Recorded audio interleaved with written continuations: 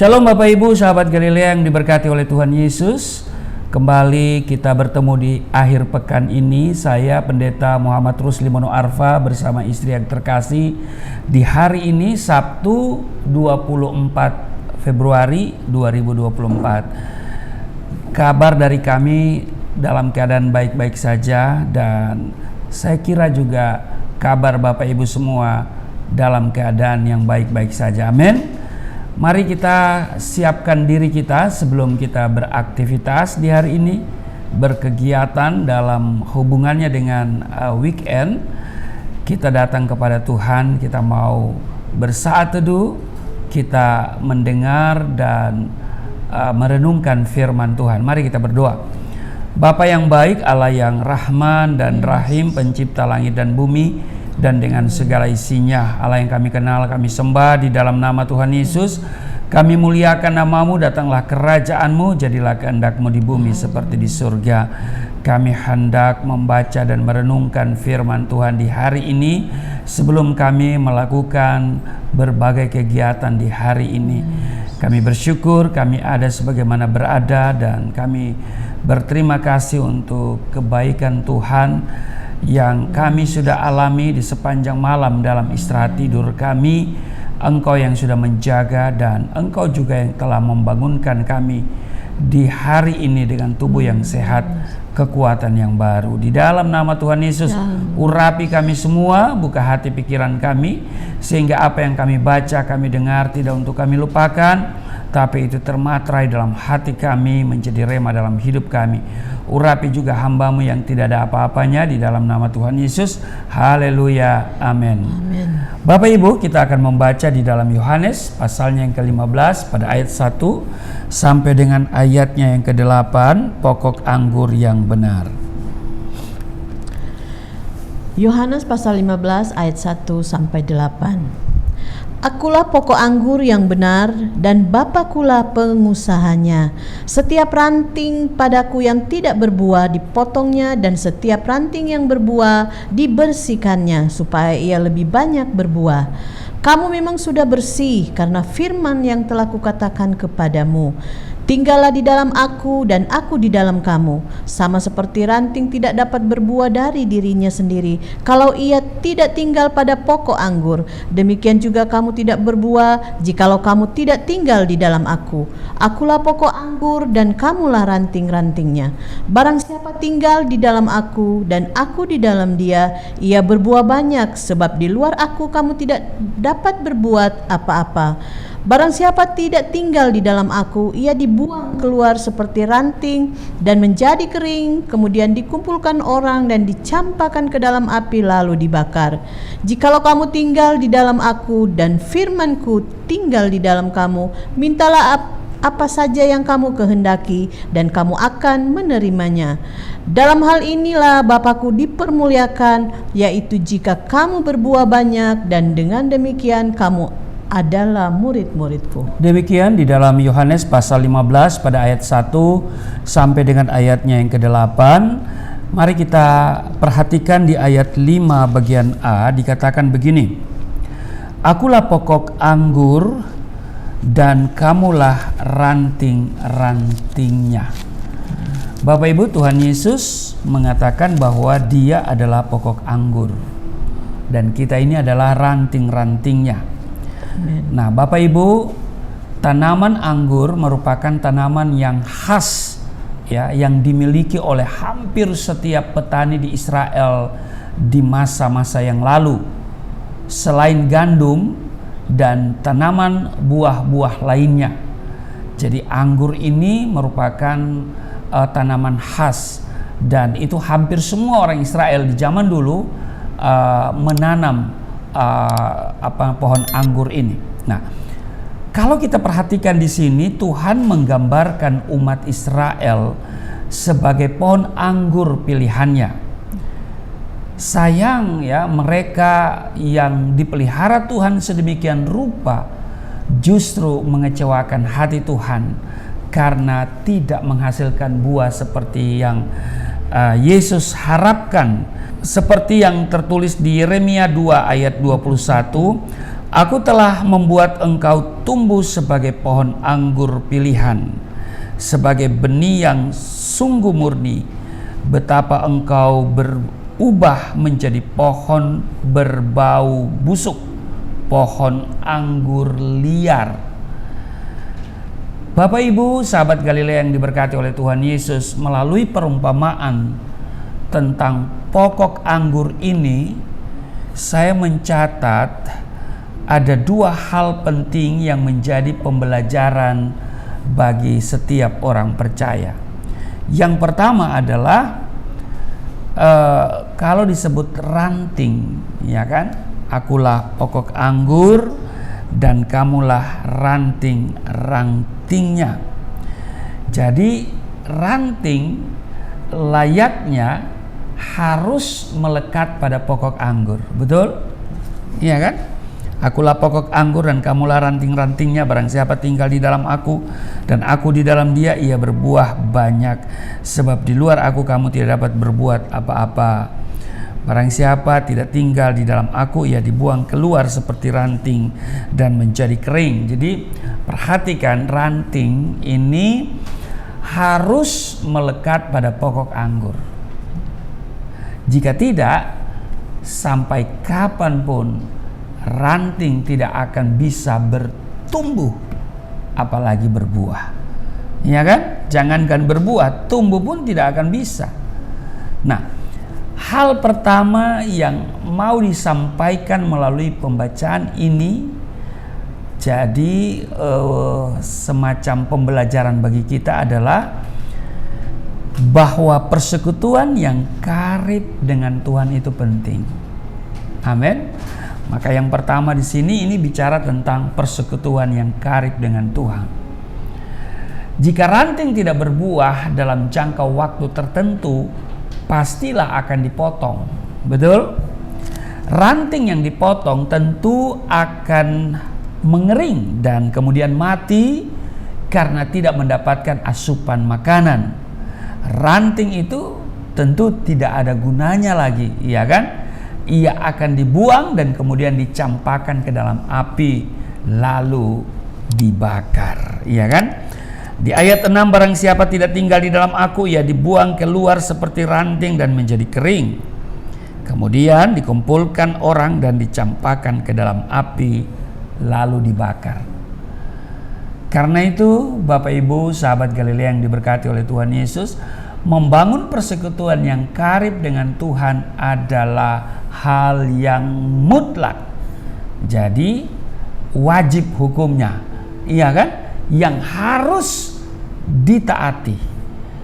Di ayat 4 di Yohanes pasal 15, tinggallah di dalam aku dan aku di dalam kamu, sama seperti ranting tidak dapat berbuah dari dirinya sendiri kalau ia tidak tinggal pada pokok anggur, demikian juga kamu tidak berbuah jikalau kamu tidak tinggal di dalam aku.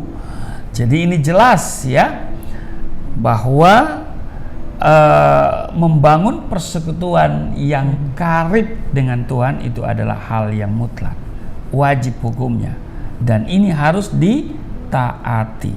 Sebab kalau tidak, tentu kita tidak bisa tumbuh ya, jangankan berbuah, tumbuh pun tidak ya. Itu yang pertama. Jadi bicara soal persekutuan yang karib dengan Tuhan. Yang kedua, ya menghasilkan buah. Amin. Ya, harus menghasilkan buah. Ya kan? Syarat utama untuk dapat menghasilkan buah adalah apa? Melekat pada pokok anggur, ya kan? Di ayat 5 dikatakan, akulah pokok anggur dan kamulah ranting-rantingnya. Barang siapa tinggal di dalam aku dan aku di dalam dia, ia berbuah banyak, sebab di luar aku kamu tidak dapat berbuat apa-apa. Jadi dibutuhkan kerelaan untuk diproses agar bisa bertumbuh dan berbuah. Di ayat 2 sudah sangat jelas dikatakan begini, setiap ranting padaku yang tidak berbuah dipotongnya, dan setiap ranting yang berbuah dibersihkannya, supaya ia lebih banyak berbuah. Amin. ketika kita membuka diri kepada Tuhan dengan mengizinkan Roh Kudus masuk dan tinggal di dalam hidup kita, mau tunduk pada pembentukannya Tuhan, mau dibersihkannya, maka hidup kita siap untuk menghasilkan buah. Memang proses itu tidak mudah dan seringkali menyakitkan. Di Yohanes pasal 15 ayat 8, dalam hal inilah Bapakku dipermuliakan, yaitu jika kamu berbuah banyak, dan dengan demikian kamu adalah murid-muridku. Bapak Ibu sahabat Galilea yang diberkati oleh Tuhan Yesus, hidup yang berbuah adalah salah satu pertanda bahwa kerohanian seseorang itu bertumbuh dan mencapai kedewasaan rohani. Melalui buah yang dihasilkan, selain nama Tuhan dipermuliakan, juga sebagai tanda bahwa seseorang adalah murid Tuhan Yesus. Amin. Nah, secara sederhana, ranting yang menghasilkan buah adalah gambaran dari seorang Kristen yang hidupnya menjadi berkat. Katakan amin. Sebab ada tertulis ya di dalam Matius pasalnya yang ke-12 ayat 33, jikalau suatu pohon kamu katakan baik, maka baik pula buahnya. Jikalau suatu pohon kamu katakan tidak baik, maka tidak baik pula buahnya. Sebab dari buahnya pohon itu dikenal. Amin. Amin. Jadi dari buahnya pohon itu dikenal. Bapak Ibu sahabat Galilea yang diberkati oleh Tuhan Yesus, untuk mengenali pohon dan jenisnya bukan dilihat dari batang, bukan dilihat dari daun atau dahan, melainkan dari buahnya. Nah, prinsip penting yang harus dipahami adalah suatu tanaman tidak akan mungkin berbuah dalam waktu singkat, tapi butuh proses yang relatif panjang, tergantung pohon dan jenis tanamannya. Nah, untuk bisa berbuah ya atau menjadi berkat, saudara, ada harga yang harus kita bayar. Amin. Apa itu? Yaitu membiarkan Tuhan memangkas dan membersihkan karakter atau kebiasaan hidup kita yang tidak sesuai dengan kehendaknya. Amin. Ranting yang dibersihkan justru memberikan kesempatan bagi pohon itu untuk menghasilkan bahan makanan yang cukup, yang kemudian disalurkan ke batang dan akhirnya kepada buah. Nah, proses pembersihan atau pemangkasan dari Tuhan ini bisa melalui masalah dan ujian, Bapak Ibu. Dibersihkan itu pasti sakit secara daging, tetapi dengar baik, itu mendatangkan kebaikan bagi setiap kita. Amin. Ketika kita mau tunduk pada prosesnya Tuhan, Tuhan akan memberikan perhatian secara khusus kepada kita. Amin. Amin. Jadi setidaknya ada 3 buah yang harus dihasilkan oleh setiap orang percaya, ya kan? Yang pertama adalah buah pertobatan. Dikatakan begini di Matius pasal 3 ayat 8, jadi hasilkanlah buah yang sesuai dengan pertobatan.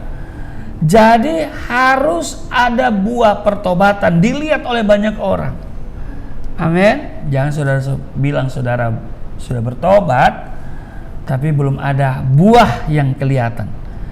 Artinya judi jalan terus, zina cabul jalan terus, ya kan? Apalagi tipu bohong-bohong jalan terus. itu bukan bertobat. Sebab kalau bertobat harus menghasilkan buah yang namanya buah pertobatan. Yang bagian berikut adalah buah karakter. Jadi yang pertama buah pertobatan, yang kedua buah karakter. Ini berbicara tentang roh. Kalau kita lihat di Galatia pasalnya yang kelima ayat 22 dan 23, kasih, sukacita, damai sejahtera, kesabaran, kemurahan, kebaikan, kesetiaan, kelemah lembutan, penguasaan diri. Ini buah roh. Amin. Iya. Jadi kita harus menghasilkan buah pertobatan, buah karakter. Ya, buah karakter ini bicara tentang buah roh. Dan yang ketiga, buah pelayanan. Amin. Amin. Ketika hidup kita menjadi kesaksian yang baik, kita akan mudah memenangkan jiwa bagi Tuhan. Sebab kesaksian hidup adalah penginjilan yang paling efektif untuk memenangkan jiwa. Amin. Jadi Bapak Ibu sahabat Galilea yang diberkati oleh Tuhan Yesus, dengar baik, ada berkat bagi orang percaya yang hidupnya berbuah bagi Tuhan. Amin. Amin. Di Yohanes pasal 15 ayat 7 dikatakan, ya, jikalau kamu tinggal di dalam aku dan firmanku tinggal di dalam kamu, mintalah apa saja yang kamu kehendaki dan kamu akan menerimanya. Apa artinya bagi kita? Doa dan kerinduan orang-orang yang berbuah itu akan beroleh jawaban dari Tuhan. Amin. Jadi hasilkanlah buah. Buah apa? Jadi yang pertama adalah buah pertobatan. Yang kedua, buah karakter, bicara tentang buah roh. Dan yang ketiga, buah pelayanan. Mari kita aktif dalam pekerjaan Tuhan, ya kan? Baik langsung maupun tidak langsung. Selamat beraktivitas di akhir pekan ini, dan harapan serta doa saya Bapak Ibu semuanya dalam keadaan yang baik-baik saja. Amin. Tuhan Yesus memberkati. Mari kita berdoa. Terima kasih untuk hari ini kami boleh mendengar firman Tuhan yang mengingatkan kami bahwa hidup ini harus berbuah. Dan untuk berbuah kami harus tinggal dan melekat pada pokok anggur. Kami adalah ranting-ranting, dan ranting-ranting itu harus dibersihkan. Jadi ada proses yang harus kami lalui, baru kami akan menikmati janji dan berkat-berkat Tuhan. Dan hari ini juga kami pelajari bahwa kami harus menghasilkan buah sebagai orang percaya, buah pertobatan, buah karakter, dan buah pelayanan. Berkati seluruh sahabat Galilea di mana saja mereka berada di hari ini dalam tugas kerja mereka, baik itu di kantor, di toko, di mall, di hotel, di mana saja mereka yang bekerja, sebagai apapun Tuhan yang akan mengasihi mereka dan yang memberkati mereka. Di dalam nama Yesus, perlindungan Tuhan sempurna bagi kami semua yang sedang berkegiatan di akhir pekan ini. Tuhan menolong, Tuhan memberkati, dan Tuhan senantiasa memegang tangan mereka dengan tangan kananmu yang membawa kepada kemenangan. Terpujilah Engkau, berkati seluruh sahabat Galilea dimanapun mereka berada, di dalam nama Tuhan Yesus. Haleluya. Amin.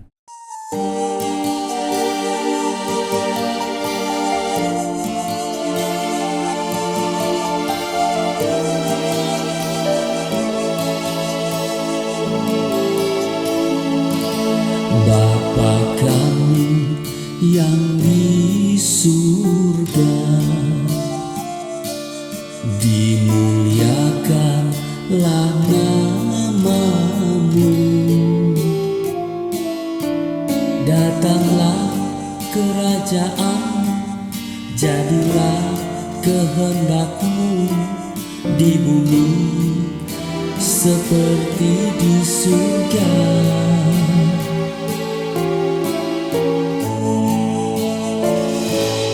Berikanlah kepada kami makanan yang secukupnya. Ampunilah dosa kami seperti kami mengampuni orang yang bersalah pada kami.